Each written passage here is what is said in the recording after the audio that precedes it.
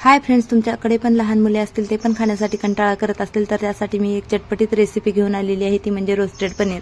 त्यासाठी आपण एका प्लेटमध्ये 2 चमच दही घेतलेला आहे, त्यानंतर लगेचच लाल तिखट घेतलेलं आहे, हळदी पावडर घेतलेला आहे आणि त्यानंतर लगेचच पनीर मसाला थोड्या प्रमाणामध्ये या ठिकाणी टाकलेला आहे। त्यानंतर चवीनुसार मीठ घेतलं आणि त्याला व्यवस्थित असं मिक्स करून घेतलेलं आहे। छान अशा प्रकारे आपल्याला ते व्यवस्थित मिक्स करून घ्यायचं आहे आणि मिक्स करून झाल्याच्या नंतर कट केलेले पनीरचे पीसेस आपल्याला त्यामध्ये ॲड करायचे आहे आणि तेही मिक्स करून घ्यायचं आहे। छान अशा प्रकारे सर्व काही आपण मिक्स करून घेतलेलं आहे। त्यानंतर लगेच तव्यावरती तेल टाकलेलं आहे आणि त्यामध्येच आपल्याला हे सर्व पनीर फ्राय करून घ्यायचे आहे।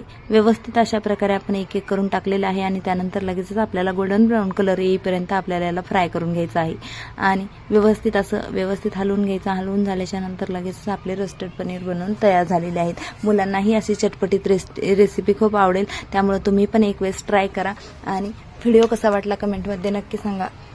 व्हिडिओ आवडला असेल तर लाईक, शेअर, सबस्क्राईब करायला विसरू नका। चला तर मग पुन्हा भेटूया पुढच्या व्हिडिओमध्ये, तोपर्यंत बाय।